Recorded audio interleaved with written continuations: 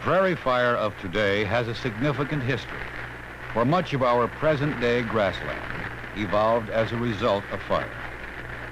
In the past, there were large areas where trees competed with grass for living space.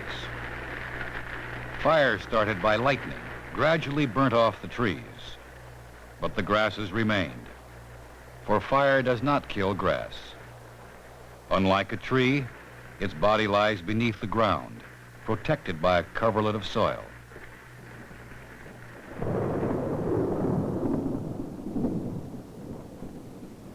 With the advent of the spring rains, the root system, fine and well-branched, quickly absorbs the water, and the grass grows rapidly, exploiting to the full every chance for survival.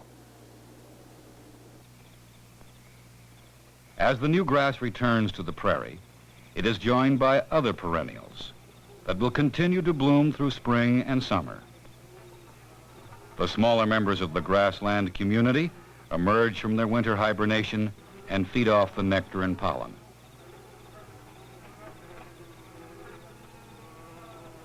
But most, like the prevalent grasshopper, feed off the basic energy source, the grass itself. They feed off the grass until, with keen eyes and quick beak, a bird plucks them from their meal. Cautiously, always on the alert, it retires to its nest in the grass, taking with it the nourishment for a new brood of grassland inhabitants.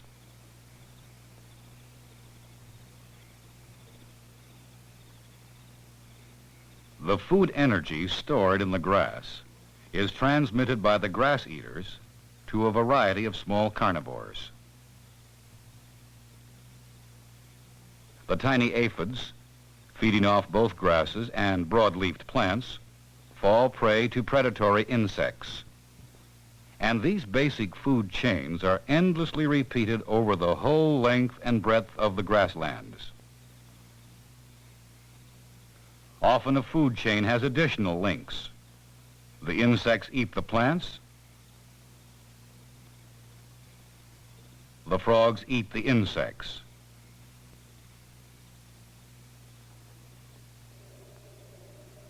Then in turn, the frogs are taken by snakes, such as the garter snake. And later, the snake itself may provide food for a hawk, provide food for the badger.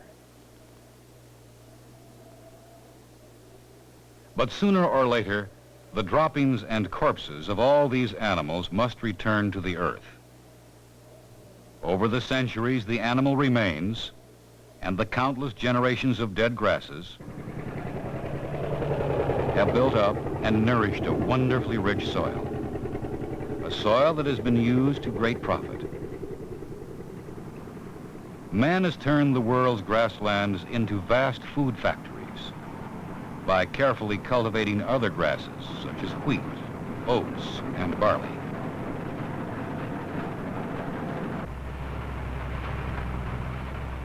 Many areas of present-day grassland were originally forest, but the trees have now nearly all disappeared in favor of the crops which can flourish on the cleared land. The true grasslands have less rainfall than the forest, about 30 inches a year in the tall grass prairies. Areas that are now largely turned over to the cultivation of corn, which is another species of grass. The stem of a broken corn plant makes succulent eating for the ever-present grasshopper. As one travels further west through the medium-length grasslands, the rainfall gradually decreases, until in the great western plains it is only about 15 inches a year. On this short, dry grass graze the sheep and large herds of cattle.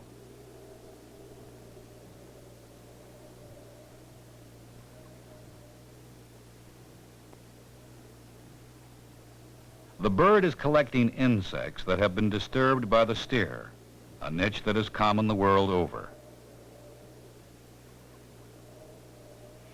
In these western prairies, the grass never grows very long.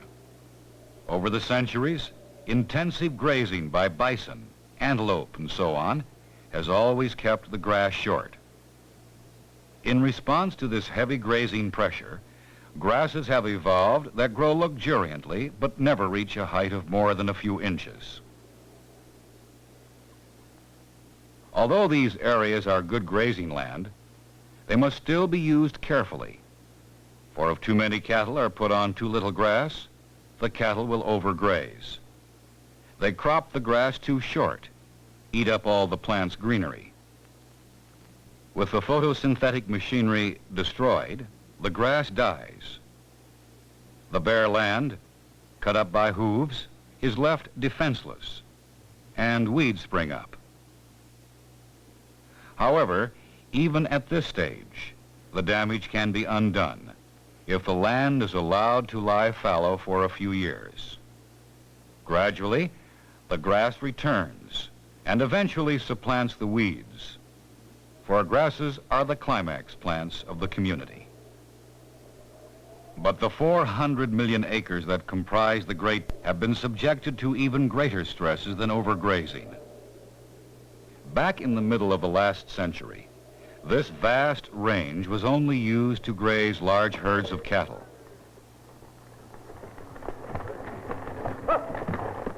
But soon other settlers came and fenced the cattle from their land. The plow had followed the rancher, biting into the dry earth, turning over the native grasses to wheat.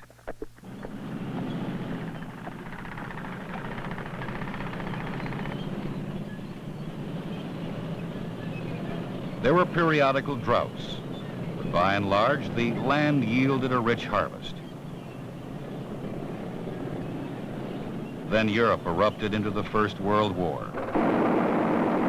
With the war came new demands for wheat. The native grasses were plowed under as never before.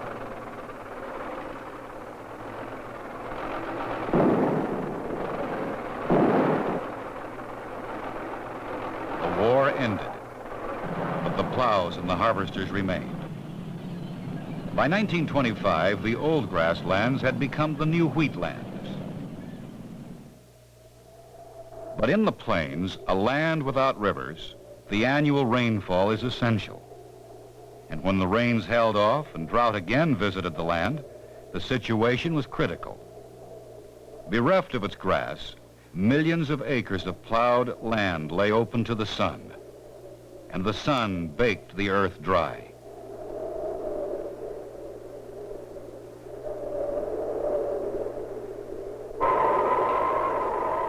The soil, without moisture, and without the grass to tie it down, lay at the mercy of the wind.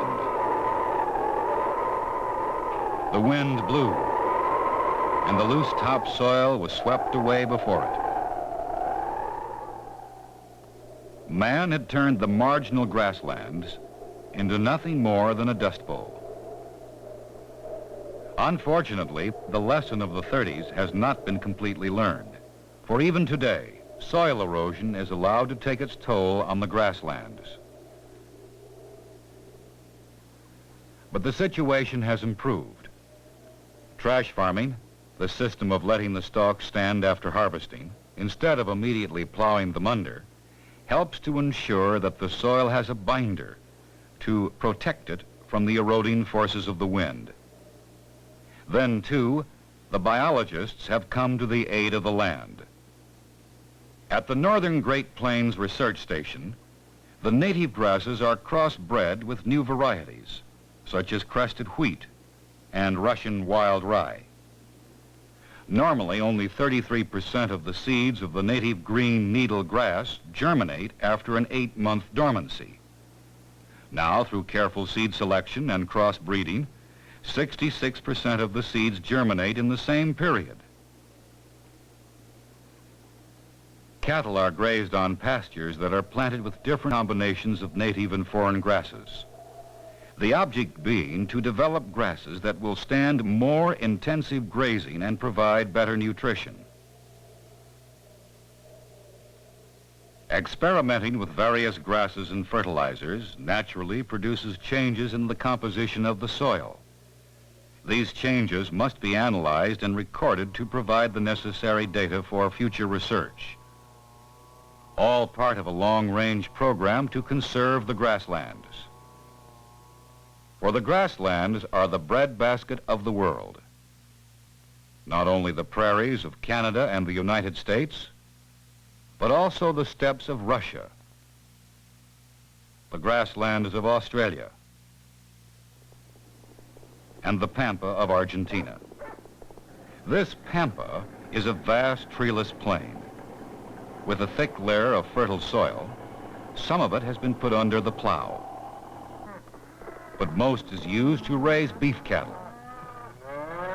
shorthorns and Herefords that are grazed and fattened on the alfalfa and grasses of the pampa.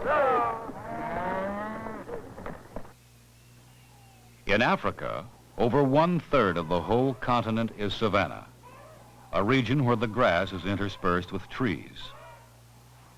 Too dry to be completely forested, yet with enough rainfall to support a greater variety of vegetation than grass alone. A region where prehistoric-looking beasts are still to be found. The birds are collecting insects disturbed by the rhinoceros.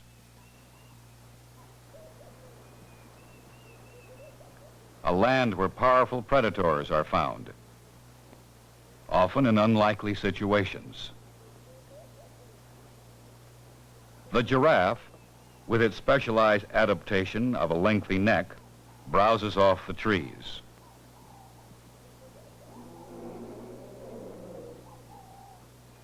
But the basic food supply of the key industry animals, such as the antelope and zebra, is the grass itself. However, in the dry season, the grass dies down, and the animals are forced to migrate to new sources of food.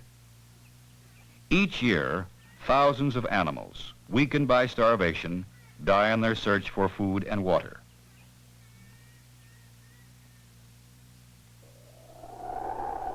In the American West, the animals face a similar problem. But here it is winter's blanket of snow that makes life arduous.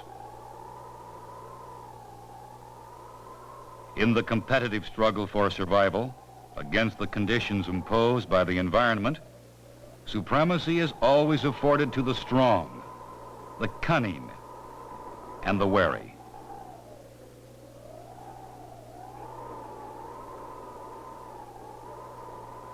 With the snow blanketing the grass, the larger animals browse on woody plants, and the mountain lion is forced down into the plains to try to satisfy its appetite for meat.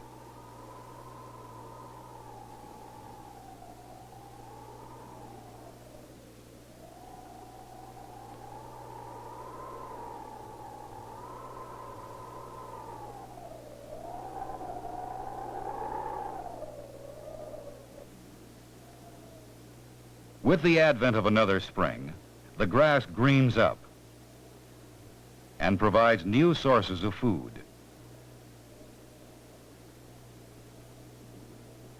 The prairie dogs emerge from hibernation. At one time, their communities were liberally spread over the western plains. But with the coming of the rancher and farmer, their teeming millions were decimated.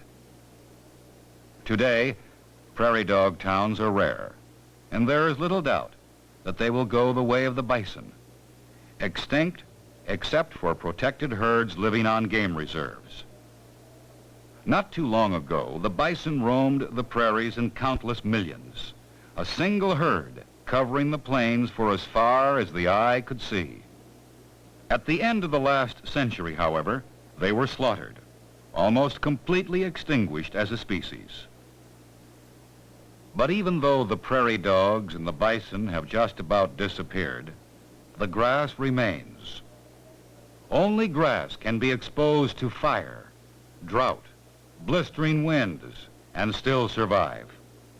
Survive to feed the cattle and a natural community that is fast disappearing. Whether as green grass or as a grain, grass is the hardy plant that feeds the world, the essential plant of an important environment, the environment that is known as the grasslands.